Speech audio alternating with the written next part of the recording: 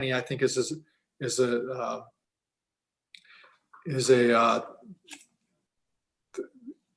more uncommon type 2 diabetes, being as lean as he is. So Danny today, we had Rita last week. So Danny today is going to tell us about his journey from being a non-diabetic, being diagnosed as being diabetic, and where he is today. So why don't we start from the beginning, Danny? How long have you been diabetic in the first place? I was diagnosed about the age of 35, so it's been about 10 years that I've been officially diagnosed. Did they pretty much? I'm trying to get a consensus of how doctors are how you're getting aware of being diagnosed as type 2 diabetes. Did your doctor say anything about you being pre-diabetic, or your blood sugars are high, we need to start watching these things before they get out of control? No, we didn't talk about pre-diabetes. I think originally I was feeling symptoms like frequent urination, and so I actually went to like an alternative medicine doctor, and he sent me to a lab to get the blood work done. And I think it was like over 300 or something like that, when we checked the blood. And we started out with, some drops and some little, not pills, but I don't remember exactly what it was, but, and then talking about what I'm eating, as far as, I think originally he was telling me to avoid the carbs. Basically, he didn't call them carbs. He just said, pastas, breads, tortillas. Right. But what I've learned now is that what he was really talking about is carbs. I mean, even the coaching he was giving me back then, I think still holds true with what I should be doing. It's just the verbiage was a little different,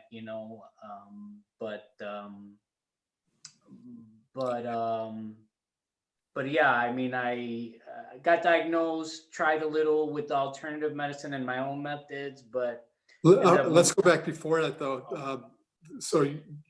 I mean, the first time I saw you, I couldn't believe that you were type 2 diabetic, because I wasn't really aware of lipodystrophy until I did some research after I found out you were diabetic. I'm like, how is this possible? So now I understand it.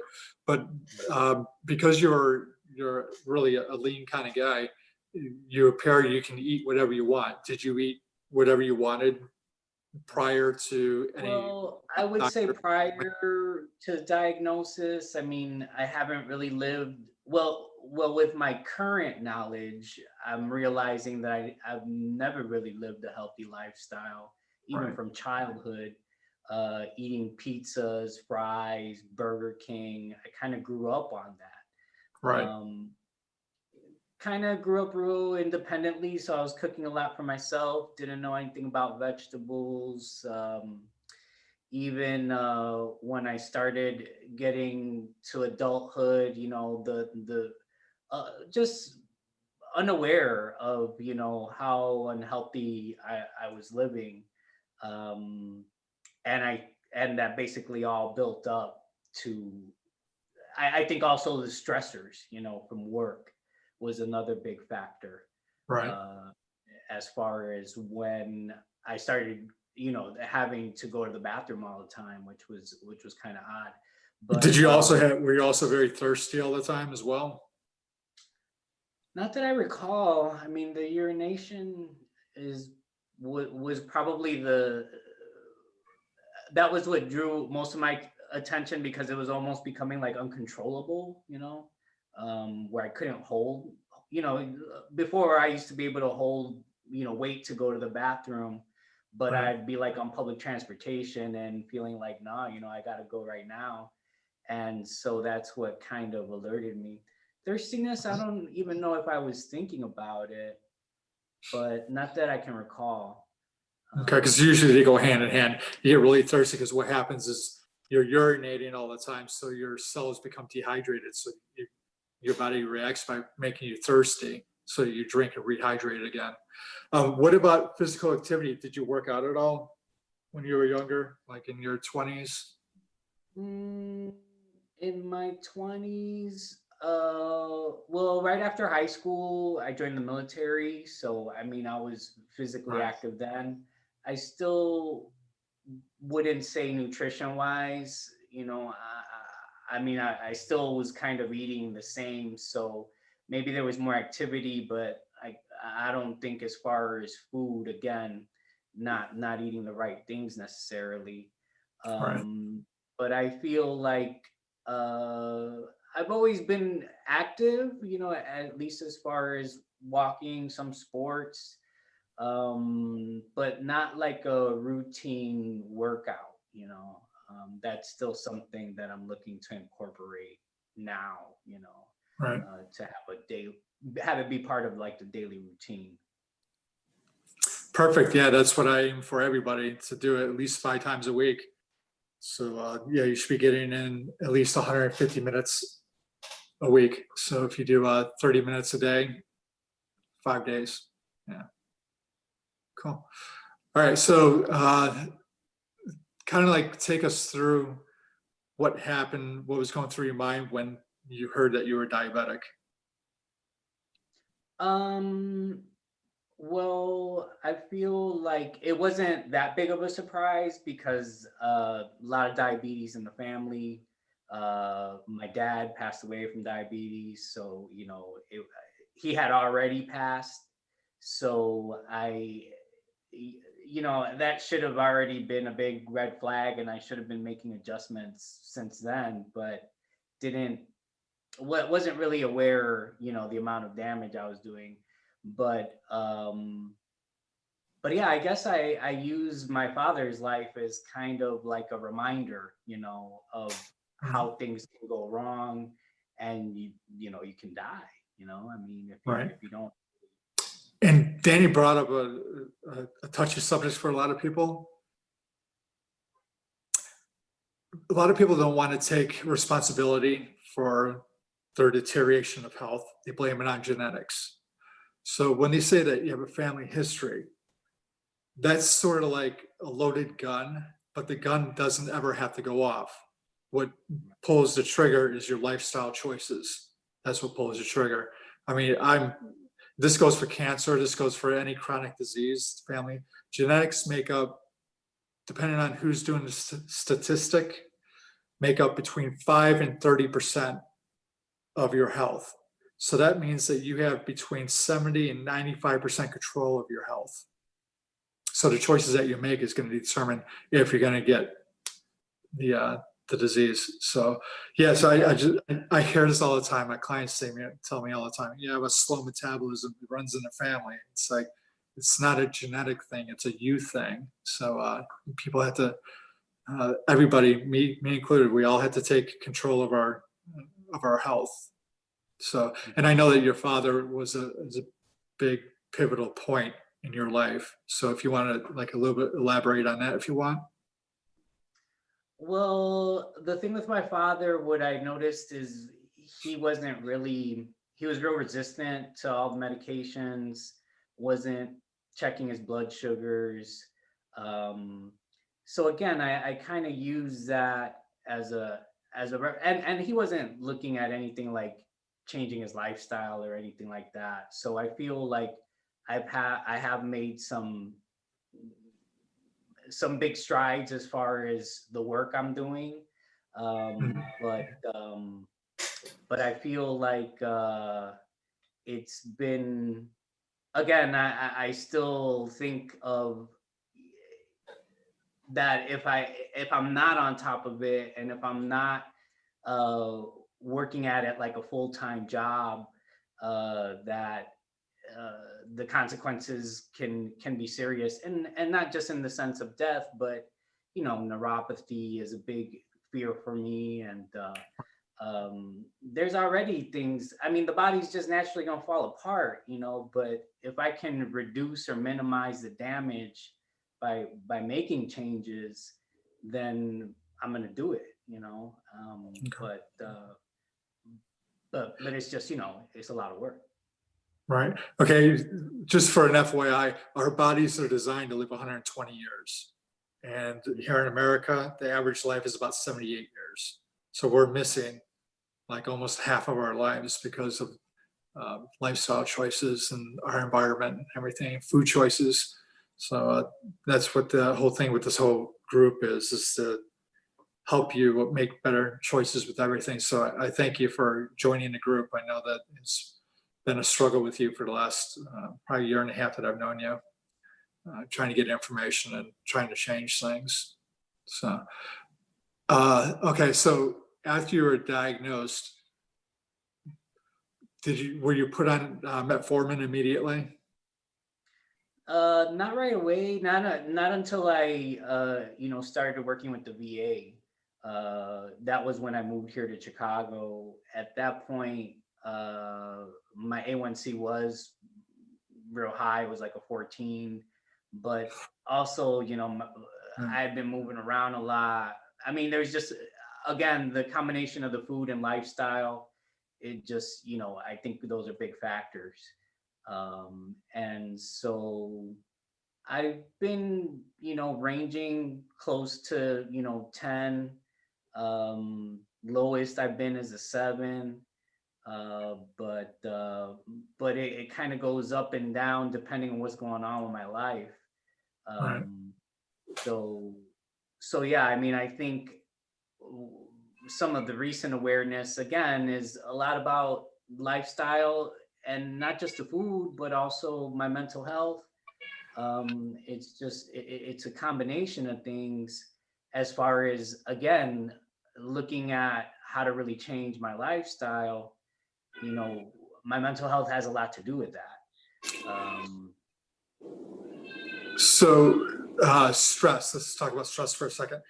On a scale of 1 to 10, 10 being extremely stressed out, and 1 being easy peasy, where do you think on average you are on where you in your life at this point in time? I would say maybe about a 7. I mean, I think there is stress at work, and just life throws a lot of stress out at you, uh, but I feel like I'm still learning new ways to deal with that. Right. Breathing techniques, again, mindsets, or just kind of self-checks, alerts that kind of go off in my mind when I feel myself getting too upset over something that I don't have to be so upset about. When you get upset about something, are you aware of your physicality? Are you aware of like muscles getting tense, heart rate going up, getting a little sweaty? Are you It aware of takes it? me a little bit. It's not instantaneous, but yeah, I can. I'm learning to identify it. I Okay. feel like even sometimes I'll even shake. I can feel myself shaking a little bit, feeling the heart rate going up, Right. tone of voice, getting louder. Those are the kind of alerts to be like, what's going on? Why am I going into this mode? And then just kind of just doing my own mental analysis and kind of breaking it down and letting things go. Okay. But you do try to get out of that. Oh You try yeah, no, I don't stay in those modes for the. Yeah, no, I think I'm pretty easygoing for the most part. So it's not very often it happens. So that's why it draws. I think a lot of times I'm kind of hard on myself, just mentally, and I don't know if it's, past trauma or whatever the case, um, but I am kind of tough on myself, and I do like challenges, I like to be challenged, but it's finding that healthy balance, between Right. challenge and too much stress. Right. I don't know if I'm still kind of working at that. I feel like sometimes I might take on too much instead of, taking, I'm at work, especially, I learned to take things, one thing at a time, try Good. not to think about the whole thing. Just do one task, get that done, and don't think about the overwhelming amount of things that I need to do. And I stay productive. I like to stay productive. It's part of who I am. Okay. Do you have any problems falling asleep or staying asleep? Falling asleep, I mean, sometimes, but not, I wouldn't say regularly. Okay. I think unwinding is definitely a new thing I'm trying to work into the bedtime routine. For example, with those breathing techniques that we did with this woman not too long ago, I think that really helps. Good. But I even think sometimes a good workout in the evening helps me too, to just kind of relieve all that stress as well. Right. Even walking feels like a way to kind of help me out mentally, to kind of slow things down a little bit and think a little clearer. Right. But I don't feel like I have trouble with it. There's a day every now and then where I'm thinking about too many things, or but I can tend to kind of talk myself down from that. And the breathing. I think even breathing, even if I'm laying there in bed and start taking a few deep breaths and using those techniques, it really helps to turn the switch off. And that's ideal. I mean, I'm glad that you're becoming more aware of that. So as soon as you feel like your muscles are tense, heart rate going up, you need that breathing technique. You can do it. So it takes 30 seconds to do. You can do it anywhere. And people don't even have to know what you're doing. And it automatically calms you and puts you back into a balance by working the opposite end of what fight or flight does. It does just the opposite with the breathing. So I'm glad good you're doing that. And Karen will be on next Wednesday, so we'll be learning more stuff from her, and we'll record that again and send it off to you guys as well. Okay, after you were diagnosed, that was 10 years ago. Did you try changing anything besides your doctor telling you stayed away from the pasta and the rice and tortillas? Well, like sweets, sodas, that automatically was, minimized or eliminated, depending on what it is. So No, sugar is really addicting because of the neurons that it hits inside your brain with dopamine and a few other, same thing as cocaine and heroin and everything. Did you have any withdrawals from any of that? Did you have a hard time cutting it out of your diet? Did you have any withdrawals? Not that I can recall. Not with the sweets. I feel like I've been more, but I don't think I was really looking for it either. So I don't think I was really aware. I think I'm more aware of it now. I feel it more so when now specifically that I'm even looking at carbs, and I feel like with some of the carbs, it's not just the craving, it's also like there's like a mental attachment to certain foods.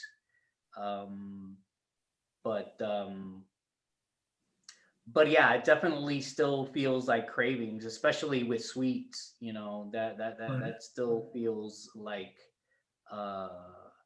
I think with this glucose monitor, it's gonna help me kind of look like, I don't know, sometimes I even feel like when I'm within normal ranges is when I start to feel some of those withdrawal symptoms, and I'm thinking, I feel like sometimes like my body's not used to running under normal sugars. It's used to running on high. Exactly. And you get used to that. So when you start going down to normal range, you feel like your blood sugar levels are low because you're used to being up so high all the time.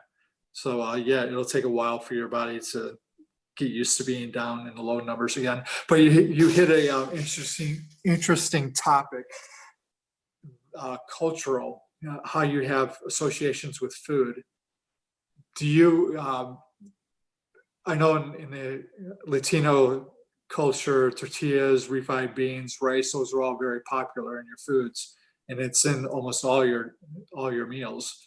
Do you have a hard time breaking yourself from your cultural foods, and do you feel like you're kind of like, uh, for lack of a better word, disowning your heritage by taking the foods out? N- Not necessarily.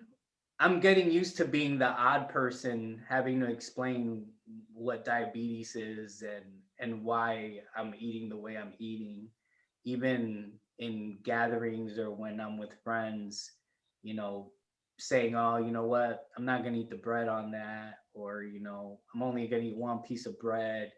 And I don't know, I mean, it felt odd at first, but I mean, it's for my health, So, and if anything, I think it's raising awareness on just being healthy. So I rather be an advocate to be healthy and think about it. What are you doing? I've been able to be in social settings and just drink water while everybody else is drinking beer. So it does feel odd, but I don't know. I guess I'm I don't I feel comfortable in uh, being different. I don't know. I haven't always gone with the mainstream, so I'm okay with it. Um,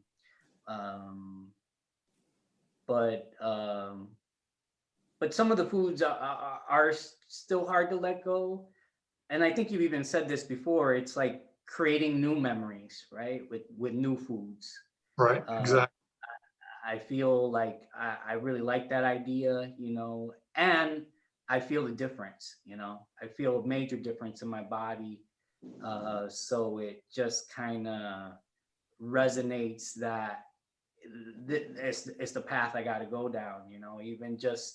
Even just something as simple as like feeling after a meal, feeling full or satisfied, and how that's changed for me through time.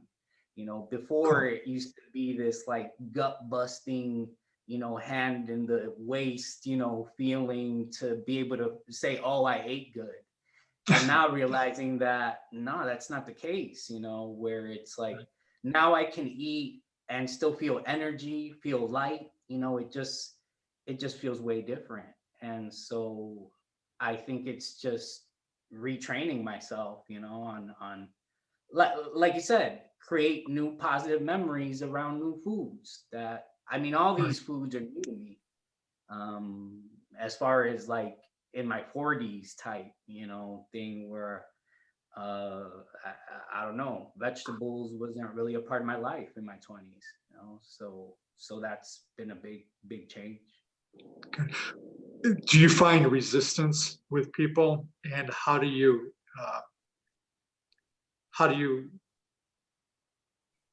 deal with the, if you do feel resistance, how do you deal with that situation with the people? Because I know some of the people in the group, their family members give them a hard time for not eating what they used to eat, and them, like you said, having to explain themselves all the time.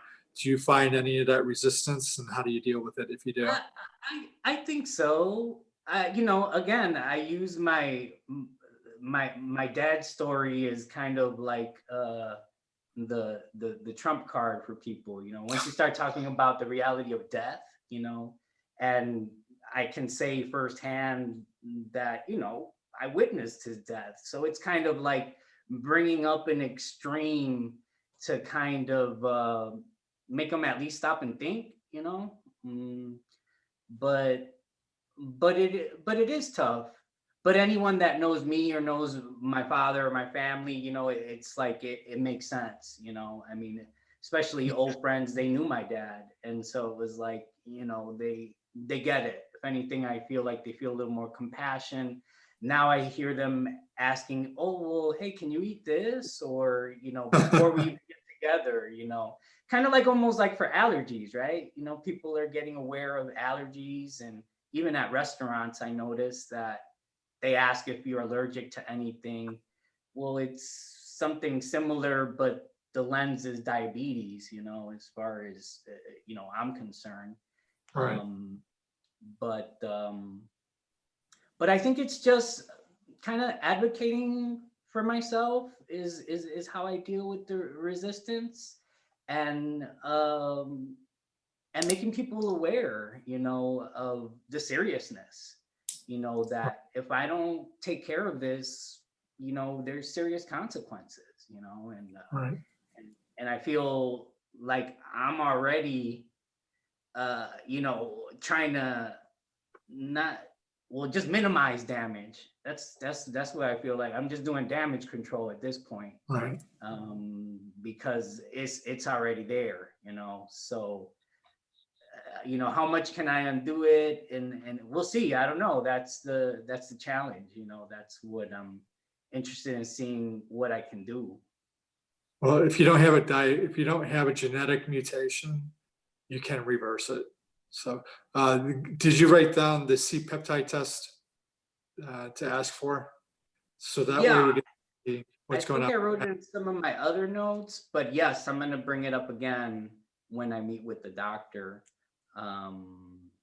And I'm still planning on bringing on board a alternative medicine doctor, the one that you guys have been working with. I do need to make an appointment with her.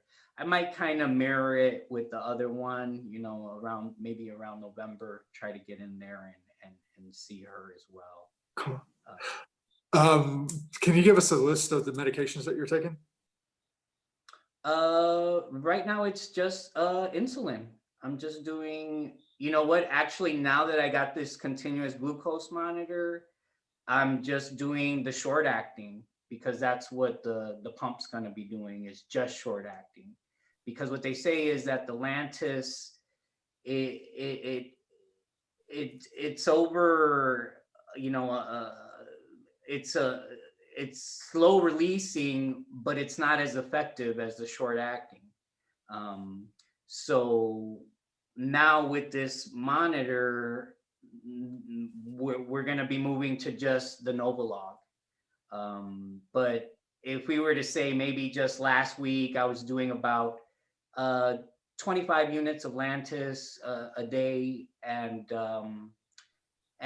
we could say maybe 15 units of Novolog. And again, was on a sliding scale, you know, depending where my sugars are at. Right. But now that I'm using the monitor, like for example, today, I only did 16 units of Novolog for the day, and that's cool. it. So and the numbers are still looking good, you know, so it's not like I'm all over the place. It's still in a good range. So I think it's going to be, I think I'm just going to be using the Novolog, and that's why I'm concerned. What are the numbers they're going to use for the pump, you know, but we'll see. Yeah, it's going to be trial and error at first, but you guys will figure it out. Hopefully you'll be able to get off the insulin quickly. What are you doing? Any fasting? Are you fasting at all? Yeah, I am doing the fasting. I haven't been consistent with it. I still feel like consistency is probably my biggest weakness right now. But I'm sorry. Oh, I thought you were saying. I'll say something after you're done with your thought. Yeah, but right now I'm just usually, as far as the fasting goes, I'm skipping the dinner meal.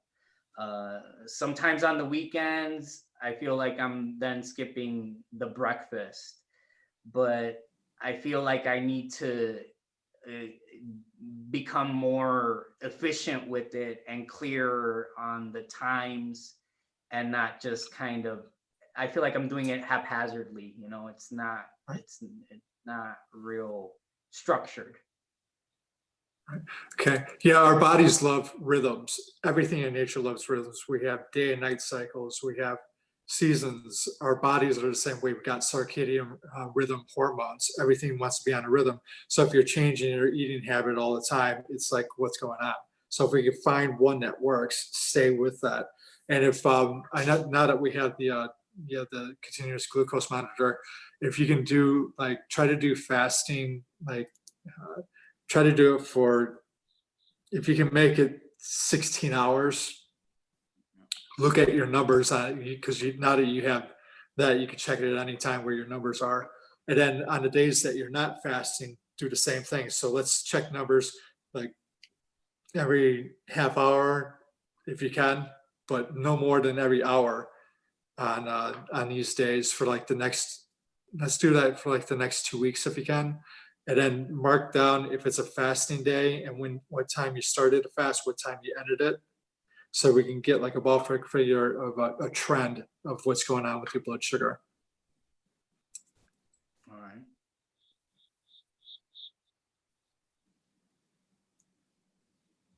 Okay. And now, I mean, because sometimes the fasting is overnight, but I think I can look a few hours back. And the other cool thing is I can plug it into the computer and get all the data from it as well.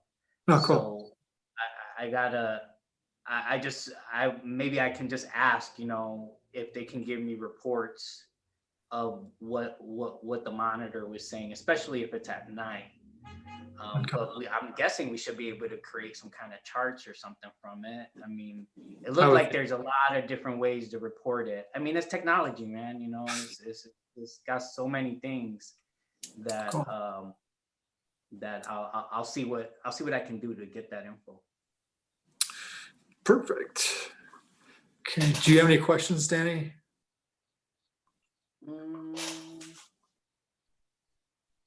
No, not immediately. No, it's just, I feel like I'm learning a lot of things in a lot of different arenas, but I feel like it's all in the right direction. Good. I'm learning Cool. to put in the work. Perfect. Well, thanks for sharing your story of how it all happened and where you are today. Does anybody else, Diane, Rita, Joby, does anybody else have any questions?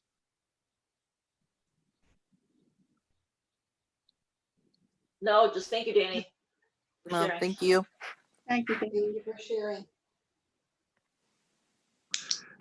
Martha, what was your note? Did you check your glucose? Yes, 168 again. It's 168, huh? Wow.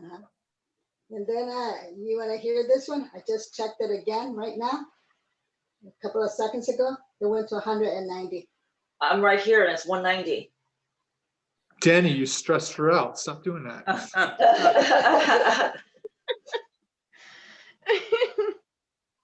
You see, and I thought I made you laugh and everything. Nothing, spell shit. I might have to stay a little longer and make her laugh some more. Interesting. Oh, well. Isn't that all well? So can you go to sleep like that or no? Because it's still too high. Or what are you gonna do? It's fine. Just put you to sleep. Oh. But what should she do since it went up that high, Chris? I think Annalisa should tell her a bedtime story and relax her. Jeez. Right. Yeah. I'll have her laughing so hard. I would probably do a session with Karen, whip up that link if you can find it, and do the breathing technique. That'll slow things down. That'll slow down your heart rate. That'll put you more into the calm mode and get you out of the fight or flight response. Okay. So that's what I would do, and that would also help you go to sleep. Like Danny said, I do that too.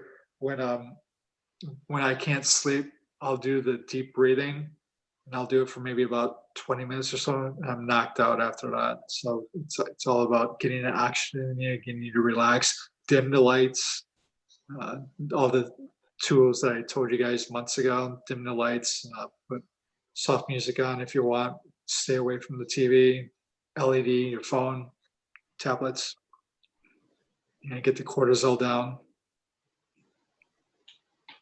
Okay. Okay. And Okay. I've been doing the Karen's breathing every night and the meditation. So Oh, good, good. We'll get more. Next week, we'll be able to add to the library. So you're not doing Okay. the same